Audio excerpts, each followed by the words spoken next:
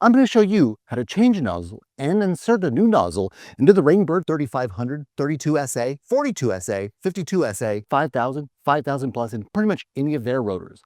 All you're going to need is a nozzle from the nozzle rack, the Rainbird tool, and though it's not strictly required, I do highly recommend a nozzle insertion collar if you're working on a larger rotor, like the 5000 or 42SA, to hold the turret in an elevated position so you have both hands to work on the task. Nozzles should only be installed or replaced when the rotor is off. The one exception is with the 5000 Plus, which has a flow shut-off feature that allows you to swap out nozzles while the system is in operation. The very first step, whether you're inserting a new nozzle or replacing one, is to use the Rainbird tool to insert into the pull-up slot and pull the turret up, and then if you have a 5000 or 42SA, clip it in place with the insertion collar. This will expose the nozzle and allow you to see where you're working. If you have a 3500 or 32SA, you can just hold the turret in place with your hand. Just remember, never use a metal tool on the stem.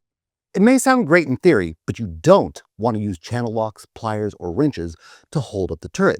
It can scratch the turret, which over time is going to cause friction that wears against the seals, and eventually it's going to start leaking.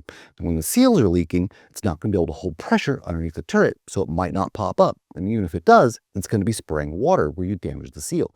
At that point in time, the entire rotor has to be replaced. If you've ever had a rotor suddenly stop popping up, that could be why. Instead, grip the turret like this.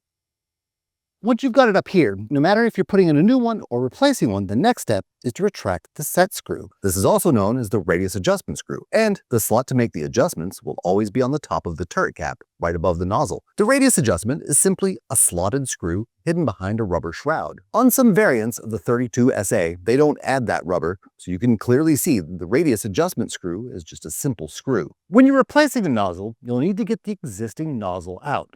I'm going to use the Rainbird tool to do this, but on the 3500 and 32SA, you could also use something like a very small Allen wrench that goes into the center of the nozzle so you can pull it out. On the 5000 and 42SA, the nozzle is a tighter fit in the slot and the Allen wrench doesn't work very well. You'll need to use a rotor tool or flathead screwdriver. Basically anything that'll get a grip on the nozzle removal tab so you can remove it. Now you're ready to put in a replacement nozzle or a new nozzle. Check out our video in the top right or description below to learn more about how to choose the right nozzle for your specific needs. One thing I like to do is sand down the little burrs from the flashing on the plastic. This makes it much easier to remove. When you're putting in the nozzle, you want to make sure it's aligned correctly. In this case, that just means that the numbers are facing up, so you can read them if you are facing the nozzle. Align your nozzle with the nozzle socket and push until it kind of clicks into place.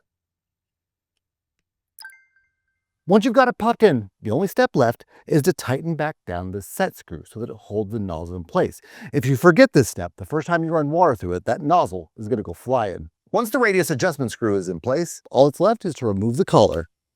If you're not using an insertion collar, let go of the turret quickly to avoid getting pinched by the turret cap, and your rotor is ready to go. A helpful tip on the 5000, 42SA, and 52SA to easily identify which nozzle each rotor has at a glance without pulling them up individually to check is to use the small identification plugs that come with your nozzles and insert the corresponding plug into the nozzle identification slot on the turret cap. The last step is to run your system and check the radius, making any necessary fine-tune adjustments with the radius adjustment screw. To adjust your Rainbird rotor, using the slots on the top of the turret cap, like the distance it throws and the angle it turns, check out the video in the top right or description below. If this was helpful, drop us a like below so that it's helpful for other people as well.